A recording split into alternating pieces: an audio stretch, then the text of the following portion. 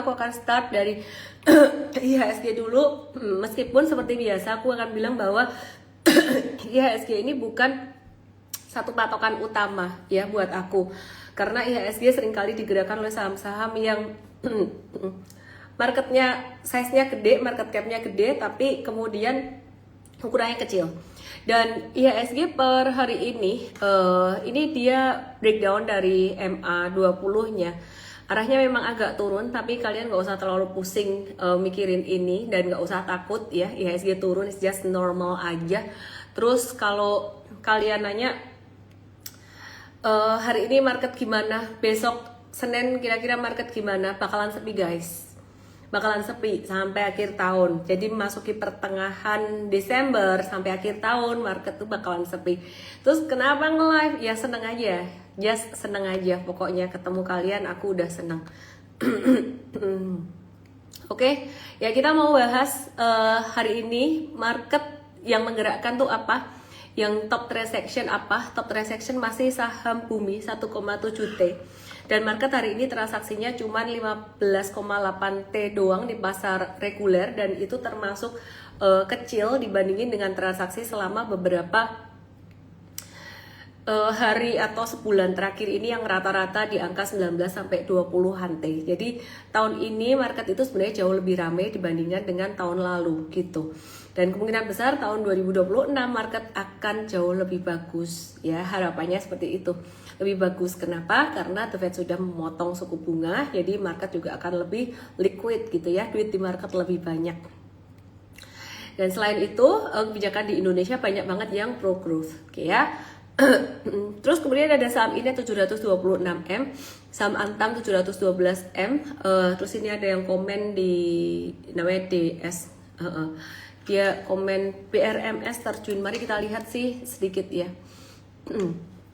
Terjun itu berapa persen sih? Oh 6%. Tidak ada volume ya, jadi hari ini transaksinya banyak banget yang kecil-kecil turun, nggak ada volume.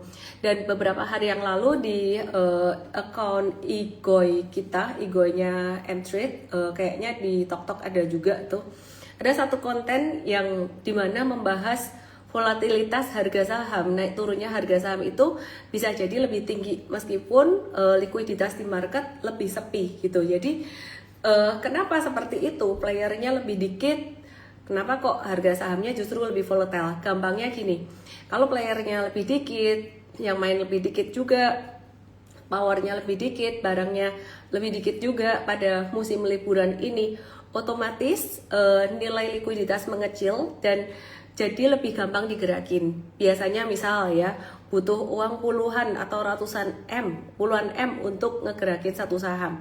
Tapi karena marketnya sepi, mungkin hanya butuh 5M aja untuk bisa bikin saham ini turun atau naik. Nangkep ya, logikanya kayak gitu ya. Tapi kalian sebenarnya nggak perlu terlalu khawatir dengan fluktuasi seperti ini. Kenapa? Karena yang paling penting kita lihat volumenya. Selama turunnya nggak ada volume, itu masih oke. Oke, sekali lagi aku minta tolong tim aku yang nonton ini, aku minta tolong untuk link donasi Aceh segera di-pin. Masih belum muncul guys. Oke, aku start dari saham AMMN dulu, yang hari ini mendorong penurunan di market. Dan kalian, aku kalau ngelihat komen-komennya kalian, IHSG terjun bebas, IHSG turun, IHSG ini saham-saham pada terjun bebas di akhir tahun. Nggak usah khawatir guys, nggak usah khawatir. Ini normal banget, bener-bener normal banget turunnya, nggak ada volume. Ini aku kasih lihat dulu aja. Aku kasih lihat contohnya saham AMMN ya, contohnya saham AMMN. Ini aku nggak ngerekomendasiin AMMN by the way, emang trennya memang lagi turun juga, jadi memang kurang oke patternnya. Cuman kalau kita perhatiin dia volume transaksinya tuh kecil banget, hari ini turunnya tuh kecil banget. Jadi sebaiknya sih teman-teman kayaknya wait and see dulu di akhir tahun ini, jangan terlalu banyak movement. Oke, terus kemudian kita mau lihat juga ada saham BRPT. Saham Kongloh kayaknya lagi istirahat juga, lagi pada liburan kali ya. BRPT turun juga, secara pattern jadi nggak bagus karena dia sebenarnya breakdown dari 3280 dan tapi turunnya juga volume kecil ya, jadi turunnya volume transaksi yang kecil.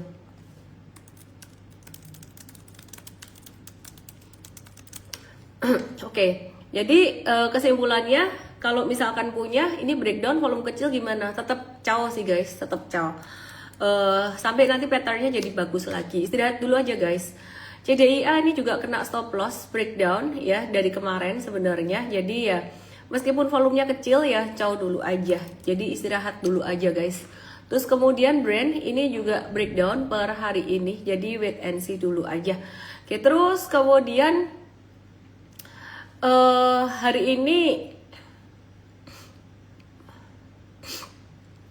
marketnya cenderung sepi, tapi ada beberapa saham dari sektor metals yang sempat menguat. Seperti contohnya ada Inco dan Harum di awal sesi, tapi di sesi kedua dia turun. Jadi Inco ini teman-teman sempat naik di awal sesi, ini ngegas banget naiknya beberapa hari yang lalu. Dan M-Trade udah ada sejak 26 November, kita siap-siap profit taking sekitaran 26% gitu ya. Jadi kita udah mulai mau siap-siap profit taking. Oke, terus kemudian Harum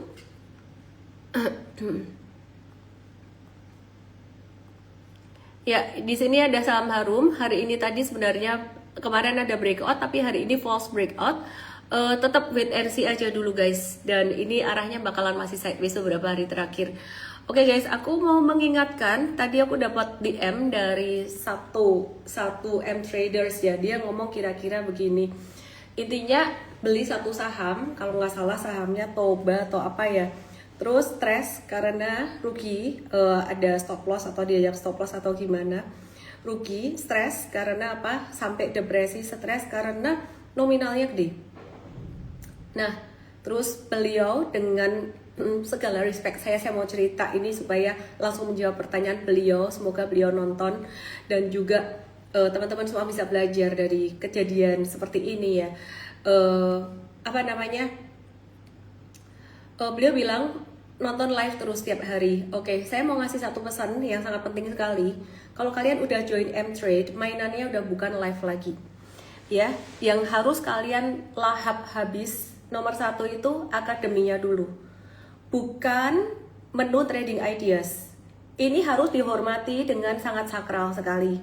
Kenapa? Karena di M-Trade Academy itu ada rumusnya, money managementnya, yang bikin kita panjang umur saat trading atau bikin kita cepat mati saat trading. Mohon maaf kata-kata saya jadi agak lebih tegas gitu loh. Cepat habis saat trading atau panjang umur itu bukan pilihan sahamnya guys, tapi money managementnya.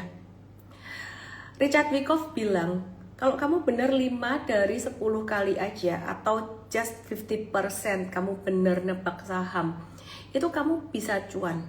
Kenapa?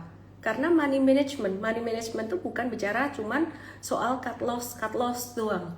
Tapi money management bicara soal berapa banyak duit yang ditaruh di saham pertama.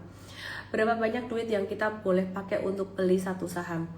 Berapa banyak duit yang kita boleh pakai untuk nambah beli.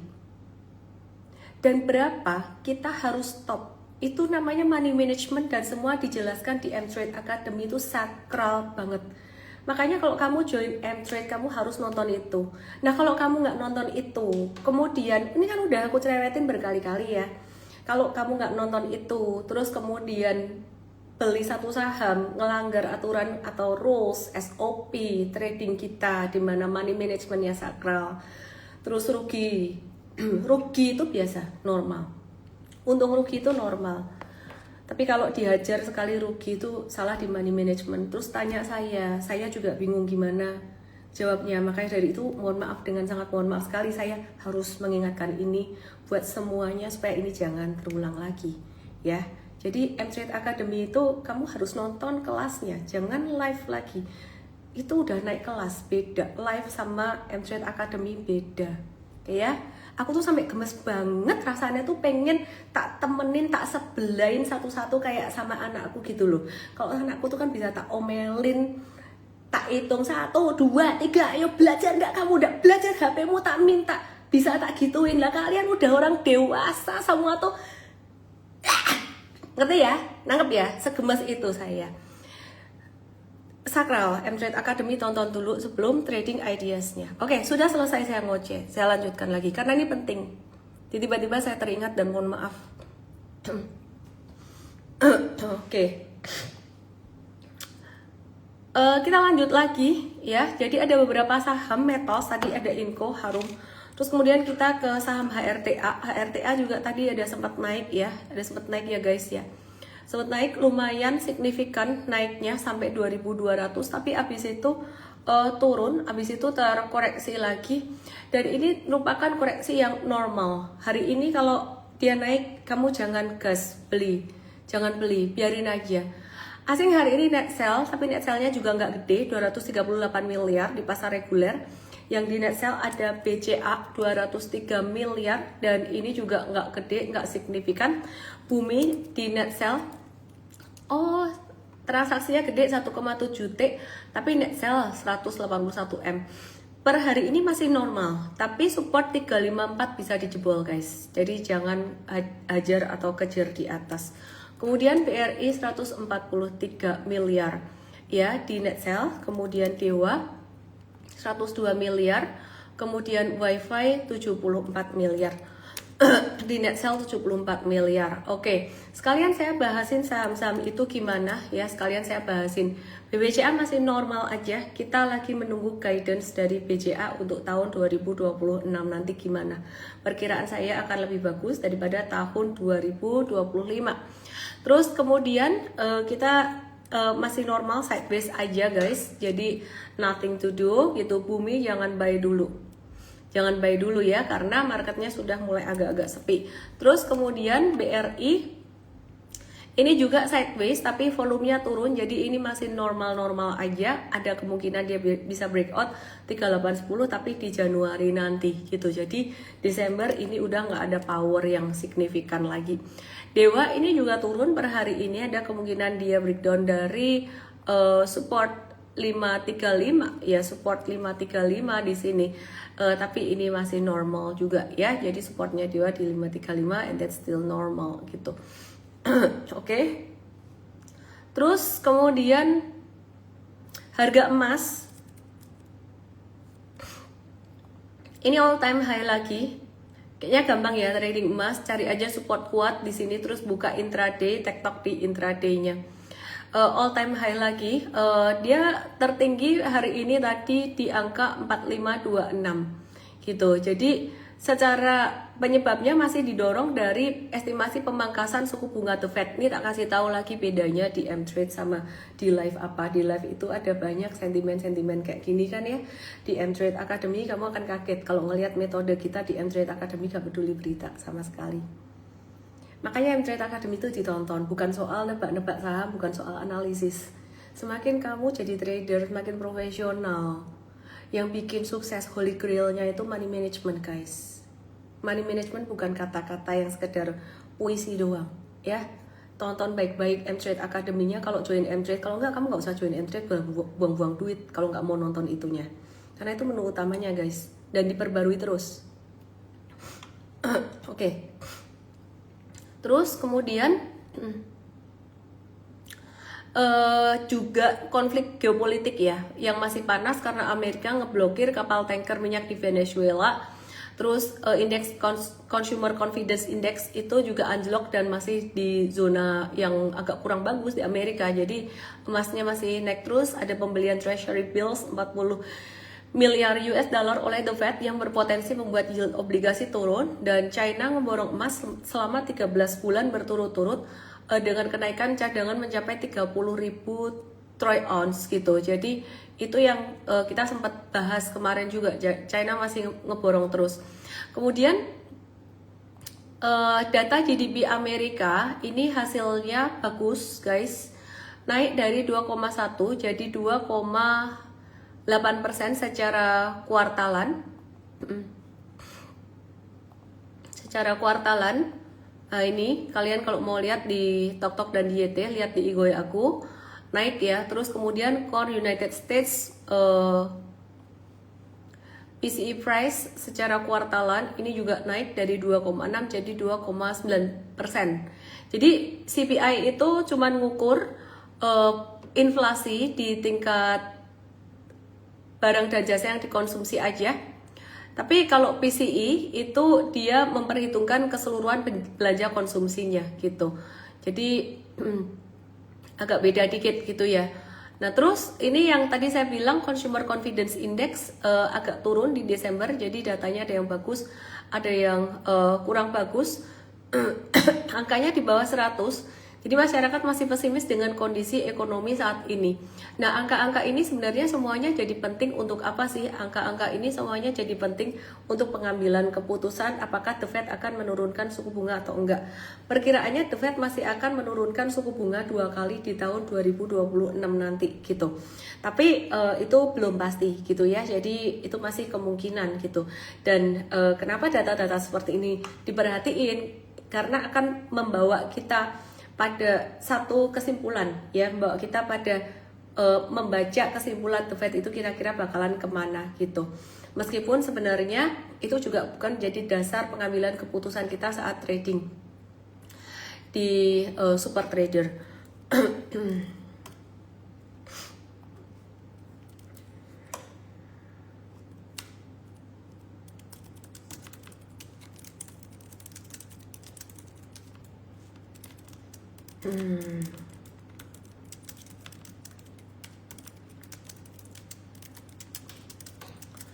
Oke, terus UMP 2026 resmi disahkan ya. Dan memang setiap tahun ada kenaikan, normal ada kenaikan. Hopefully bisa menaikkan daya beli masyarakat ya, dan harapannya sih tidak hanya menaikkan dalam daya beli masyarakat, harapannya para pengusaha, pelaku bisnis manufaktur itu juga mereka bisa bertahan. Perhatian saya ke situ sebenarnya. Bukan masalah UMP-nya aja, menaikkan daya beli masyarakat mah gampang. Selain dari UMP dikasih BLT dan sebagainya. Tapi sebenarnya yang jadi tantangan buat Indonesia ini justru karena dari perang tarif kelihatannya China itu kan menang. Gitu ya, di angka dia menang dibandingkan dengan Amerika. Oh nggak apa-apa kok, ekspornya China nggak turun karena kemarin sempat digas dulu kan, ekspor sebanyak-banyaknya dulu. Tapi yang cilaka, dia ekspornya tuh ke negara lain selain Amerika, salah satunya ke negara-negara di Asia dan Asia Tenggara, termasuk ke Indonesia. Ini bakalan ngebunuh banyak bisnis manufaktur di Indonesia, termasuk salah satunya tekstil, garment, itu kacau banget sih gitu loh. Jadi dengan adanya kenaikan UMP ini kita melihatnya harus dari dua sisi, tidak hanya dari sisi pihak buruh atau karyawan yang menerima saja yang pastinya meningkatkan daya beli mereka, tapi kemampuan dari pihak manufaktur atau perusahaan itu sendiri, mereka mampu nggak ngebayar karyawan. Kalau nggak mampu bisa terjadi PHK. Dan efek dominonya itu malah membuat daya beli semakin melemah. Nah, di sini kemarin ada kita lihat suku bunga BI itu udah turun terus. Hopefully nanti juga suku bunga pinjamannya juga bisa turun, jadi beban perusahaan itu jadi agak berkurang. Harapannya juga lebih ada kepastian regulasi dari pemerintah dan lebih ada perlindungan terhadap perusahaan-perusahaan dan juga pedagang-pedagang, manufaktur, produsen di Indonesia. Semoga lebih bisa dilindungi. Cuman posisinya Indonesia ya sebenarnya butuh China juga. Mau terlalu galak juga bagaimanapun China itu mengimpor sumber daya alam Indonesia dengan jumlah yang sangat besar, batu bara ke sana. Nah, kalian tahu sendiri kan, sawit, batu bara, nikel, ya. Meskipun sekarang udah ada hilirisasi, tapi ekspor ke sana tuh masih sangat gede sekali. Sadly itu dipakai buat bahan bakar, mereka bikin produk, jadi hulu dari Indonesia di sana mereka olah, jual lagi ke sini, gitu loh. Nah, jadi negara kita jadi negara konsumen dong, gitu. Semoga bisa lebih baik 2026 nanti. Semoga lebih ada kepastian secara regulasi juga. Oke, terus rupiah. itu juga menjadi faktor perhatian penting buat tahun 2026 nanti. Jangan sampai rupiah melemah terus, karena selama seminggu ini rupiah lumayan melemah. Kita coba perhatikan bagaimana rupiah terhadap USD. Ya, jadi USD-nya naik terus dari tanggal 15 Desember sampai 23 Desember selama saya liburan, benar-benar selama saya liburan. Terus kemudian baru hari ini rupiah tuh agak membaik. Tapi kemarin sempat mencapai titik terendahnya itu di 16.790 per 23 Desember. Jadi harapannya jangan sampai rupiah melemah terus, dan kalau rupiah melemah terus perusahaan-perusahaan yang punya utang dalam bentuk USD ya jadi susah. Yang diuntungin siapa? Perusahaan yang ekspor dan penghasilannya USD. Nah, salah satu perusahaan yang utang dalam USD-nya lumayan gede itu ICBP gitu. Jadi meskipun daya beli masyarakat meningkat tinggi, kalau beban perusahaan bayar bunga dalam bentuk USD tinggi, ya itu akan jadi beban banget buat perusahaan. Dan itu juga dilihat oleh investor asing, investor gede dari luar, institusi. Tidak hanya melihat kebijakan ekonomi di Indonesia bagaimana, tidak hanya melihat kebijakan pemerintah Indonesia bagaimana, tapi mereka juga melihat sekali kekuatan mata uang dari sebuah negara itu bagaimana gitu. Dan yang juga dilihat adalah guidance dari perusahaan perbankan atau prediksi dari perusahaan perbankan itu sendiri atau dari bank-bank itu sendiri, itu gimana untuk tahun 2026 nanti gitu. Perkiraannya Bank Indonesia bakalan motong suku bunga 50 basis poin lagi di semester 1 2026. Semoga enggak terburu-buru, bisa jadi di akhir kuartal pertama atau mungkin di bulan Maret di 2026, dan potensi turun lagi di akhir kuartal ke 2026 itu Juni, jadi turun terus. Maksudnya sih untuk mendorong bisnis supaya gerak lah ya, karena biar beban bunga kreditnya juga turun gitu, biar uang juga bergerak. Tapi tantangannya rupiah bisa lebih melemah gitu. Terus kemudian Indonesia ada memangkas produksi nikel di 2026 supaya menjaga stabilitas harga nikel, karena kalau supply terlalu banyak harga nikel bisa turun gitu. Indonesia Amerika siap menandatangani perjanjian dagang di akhir Januari 2026 ya, tentang tarif ekspor sawit, kopi, dan teh yang diringankan ditukar dengan akses Amerika ke mineral penting Indonesia gitu. Ya, tapi sebenarnya ini kayak kita makan buah si malakama juga. Sawit mendatangkan banyak uang buat Indonesia, tapi sawit itu sendiri kalau ditanam di bekas hutan itu ya teman-teman tahu, kita semua sekarang menjadi jauh lebih teredukasi tentang hal ini. Ya, jadi hopefully ke depan itu juga bisa diantisipasi oleh pemerintah. Kita bahas saham-saham lagi ya. Kita bahas HRTA. HRTA ini udah sempat dibahas beberapa kali. HRTA ini tumbuh pesat di tengah tantangan pasokan emas. Jadi pendapatannya naik 22,7% kuartalan dan 100% secara tahunan. Laba bersihnya naik 136% secara tahunan menjadi 227,2 miliar gitu. Jadi dia bagus mencetak pertumbuhan yang luar biasa sebenarnya. Gak heran harga sahamnya dia juga naik, tapi kalian kalau mau buy sebaiknya tunggu dia turun sampai 1815-an atau ada retracementnya dulu gitu ya.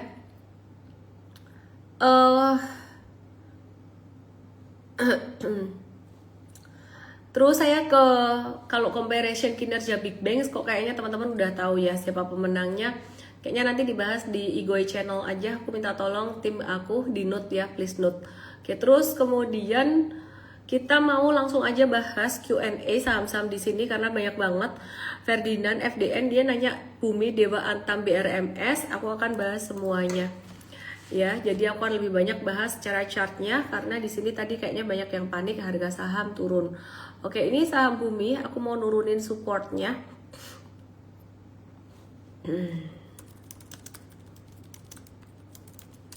di 342, karena kalau pakai support 356 dengan kondisi market yang sepi-sepi melankolis kayak gini, ini gampang banget kesentuh. Jadi nanti kalau udah kesentuh bisa terus naik lagi. Jadi stop loss juga harus di bawah 342 gitu ya. Oke.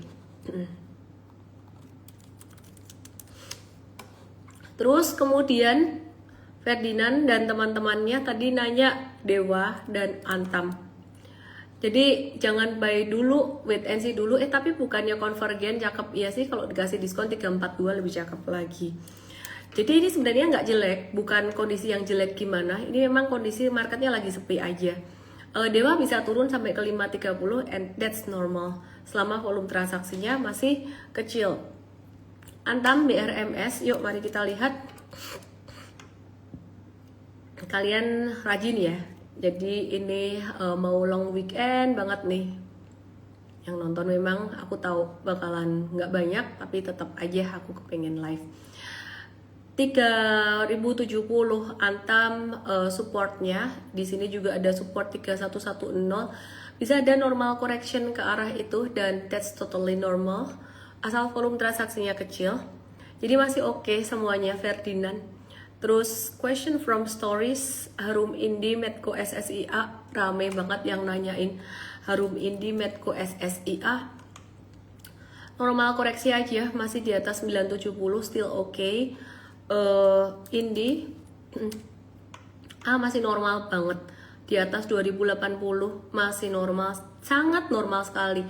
Tapi hari ini turunnya lumayan loh, 4,29%. Kan likuiditas kecil, jadi gampang dia dibanting-banting kayak gitu. Nggak ada volume sama sekali gitu. Jadi kalau mau beli lebih pelit nawarnya.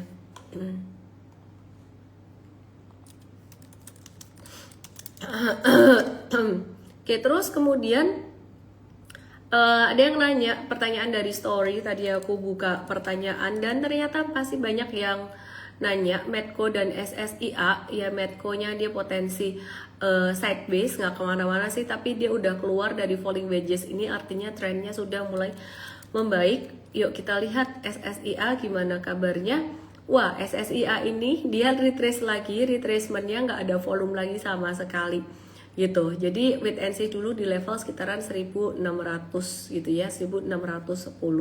Oke, terus kemudian SSIA ini mainnya panjang. Dia bukan untuk yang trading cepat-cepat jangka pendek gitu. CDI aku udah bahas tadi breakdown, caw dulu aja. Gak bisa caw sampai hari Senin ya, sudah nikmati liburan dulu aja. Kemudian Adaro dan Archie. Wait and see dulu, volume transaksi kecil, wait and see dulu. Ini juga Archie sama wait and see dulu. Nggak ada yang signifikan gimana sih. Nggak ada volume juga, dia turunnya normal aja, nggak usah takut. MBMA, Pesat, Medco.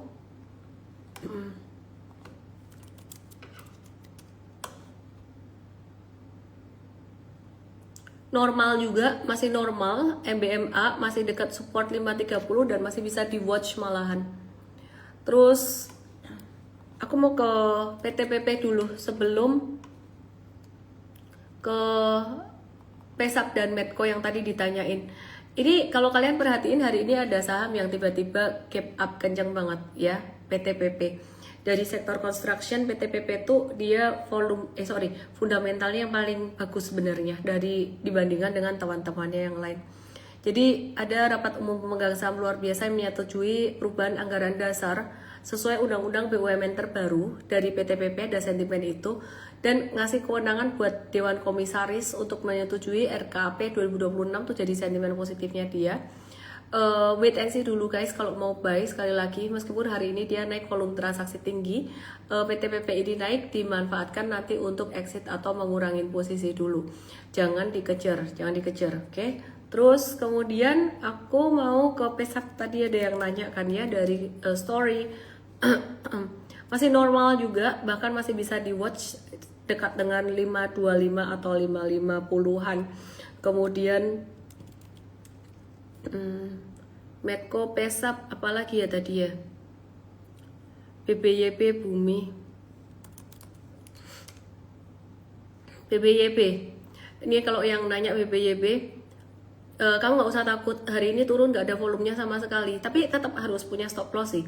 Di bawah 448 tuh stop loss loh, tapi nanti kalau turun nggak ada volume, breakdown support, stop loss, habis itu naik lagi gimana, buy lagi sih guys. Tujuannya biar nggak keseret bawah gitu ya. Jadi SSIA tuh contohnya, dia sering turun kecil volumenya, tapi habis itu naik lagi gitu. Kalau gitu aku nggak usah stop loss aja. Kamu boleh bertindak seperti itu, tapi ada syaratnya. Satu, nominalnya berapa? Jadi kamu boleh trading pakai gaya apa aja, mau pakai jurusnya Jet Li, jurusnya Bruce Lee, mau pakai jurusnya siapa aja lah. Kamu mau pakai jurusnya Jackie Chan, bisa. Asal nomor satu money managementnya, nominalnya. Kalau sampai kamu salah, diseret turun, stres nggak? Takut nggak? Yang bikin stres tuh sebenarnya adalah masuk nominal kegedean. Itu harus dihormati. Bahkan di US stocks kita, M-Trade US, kita startnya 5% of total portfolio.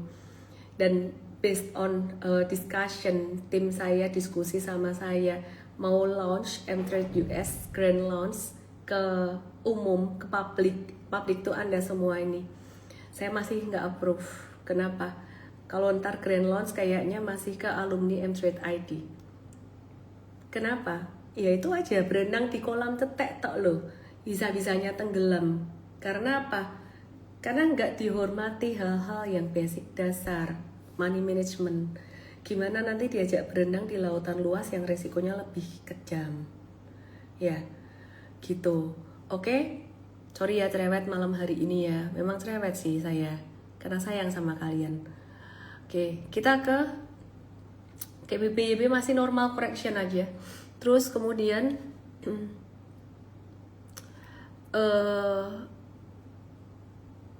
ADRO, RC, MBMA. ADRO kayak tadi udah normal aja, nggak kemana-mana juga.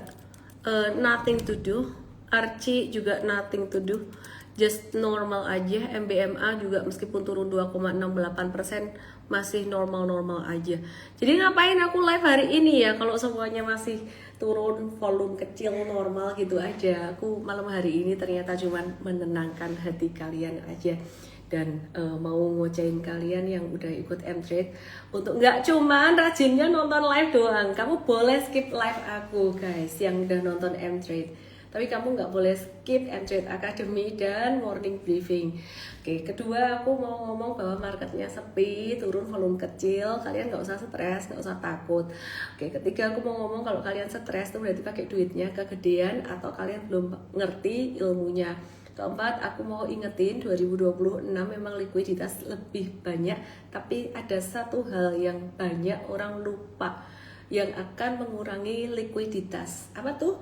Semua kan cuman mikirnya The Fed turunin suku bunga, likuiditas banjir di market lah, apalah, bullish. Jepang naikin suku bunga guys. Jadi banyak banget yang melakukan carry trade. Warren Buffett itu pelaku carry trade yang salah satu terbesar di dunia. Ya, jadi beli saham pakai duit utang dari Jepang yang selama ini tuh bunganya kecil banget gitu loh. Jadi cuman naik berapa poin doang itu sebenarnya cuman segitu doang masih bisa cuan. Siapa bilang tuh impactnya sangat besar sekali. Kalau mereka ngembaliin duit utangan mereka ke Jepang, jadi gak bisa bayar bunga lagi, atau karena rugi atau gimana, saham bisa lebih cepat turunnya di Amerika ya. Apalagi kalau misalkan pas mereka rugi terus kena jatuh tempo dan sebagainya, itu kayak bom waktu. Nah, jadi itu yang harus diperhatiin juga di bursa Amerika. Makanya M-Trade US kita nggak kita buka untuk umum sementara ini gitu ya. Tapi kan bisa nge-short, ya itu game yang berbeda lagi ya. Nah, jadi teman-teman, aku mau buka Q&A-nya, turn on comment. Dari tadi sebenarnya aku udah ngebahas banyak tentang Q&A. Brand udah dibahas. CDIA average 1900, Lucky masih oke di keep nggak? 1900 tuh di mana sih?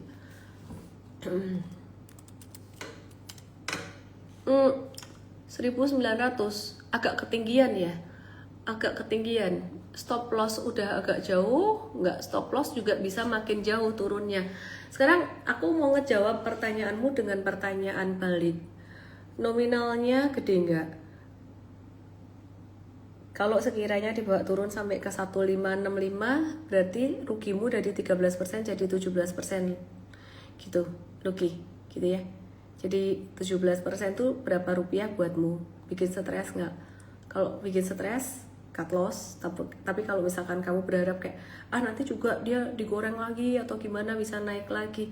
Oh, kalau nunggu kayak gitu berarti kamu mesti siap-siap dia diem lama. Bisa balik lagi nggak? Bisa. Cuman kapan? Oke ya, gak ada volume maksudnya gimana, Miss? Sedikit, transaksinya kecil. BKSL. Ada yang nanya BKSL sama ini sideways nggak ada volume juga. Ini saham model kayak gini, arah ya terus suspensi terus ini nggak liquid, biarin aja, jangan masuk di situ dulu. AADI jadi downtrend, wait and see dulu guys, kita udah jauh dari AADI.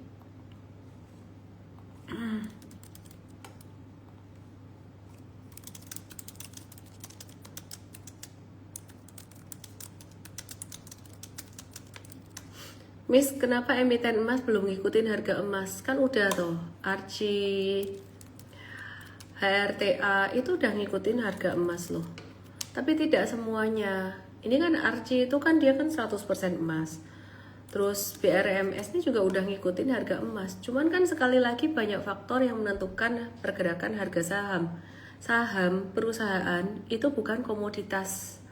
Meskipun produknya komoditas gitu loh, meskipun ada kaitannya banyak faktor antara kinerja keuangannya dia, terus naik turunnya harga saham dipengaruhi oleh apa? Demand dan juga supply dari peminat terhadap saham tersebut sendiri gitu loh. Jadi tergantung BD-nya ya, nggak tahu. Ini saham Konglo masih aman nggak di hold? Tergantung toh sahamnya apa dulu. Tergantung sahamnya apa dulu. Jadi kita nggak bisa pukul rata semuanya. Raja gimana? Raja nih kayak gini nih. Raja ini turun volume kecil tapi turun terus dia. Bisa sampai 5.000. Bisa sampai 5.000. Toba kena stop loss. Kena stop loss breakdown dari 780 kena stop loss. Oke, terus kemudian Pani ada yang lagi kumpulin barang ya. Mari kita lihat patternnya. Kayak gini yuk kumpulin barang. Akumulasi patternnya tidak seperti ini. Bumbum udah dibahas tadi, bumbum. Wait and see dulu, not bad patternnya, tapi bukan area masuk yang ideal saat ini karena liquidity kecil jadi gampang diguyur, gampang ditarik, gampang diguyur. Dada. Nggak mau. WiFi udah dijebolin supportnya, wis tolong dibahas. Iya loh, WiFi udah dijebolin supportnya. Di sini kan maksudmu kan support ini kan ya, tolong dibahas apakah waktunya buy atau enggak, nanti dulu, wait and see.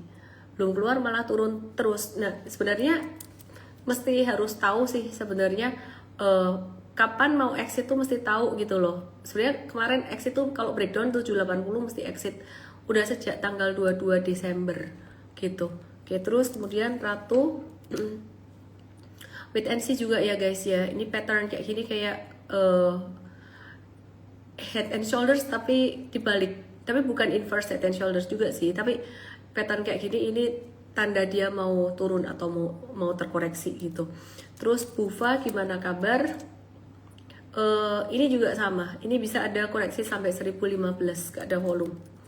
Terus kemudian Arto wait and see dulu. Sekarang ENRG patternnya bagus, cuman ini juga sama, bakalan jadi sideways dalam jangka pendek, menengah pendek. Jangka pendek ini bakalan bisa jadi sideways guys. Tuh, jadi wait and see juga dulu. Oke, terus kemudian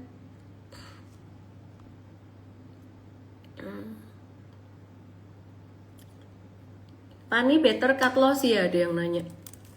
Kalau mau cut loss sebenarnya tuh pas dia breakdown dari 13175 sih.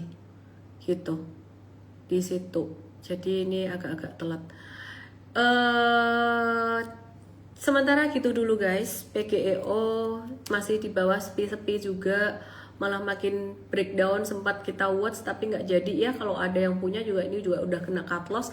Jadi saya mau menyimpulkan dalam beberapa hari ini banyak saham yang turun dengan volume transaksi kecil, ada yang masih sideways, ada yang udah breakdown. Sebaiknya istirahat dulu aja, liburan dulu ya. Oke. Wifi double top kayak gitu guys. Wifi enggak double top. Udah gitu aja. Semoga bisa bermanfaat live saya malam hari ini. Selamat beristirahat. Dan oh ya, jangan lupa teman-teman luangkan waktu untuk berdonasi. Linknya ini emtrade.id garis miring peduli Aceh, mtrade.id mtrade.id garis miring peduli Aceh. Donasi di situ untuk bantu teman-teman kita yang di Aceh untuk bangkit kembali ya. Donasinya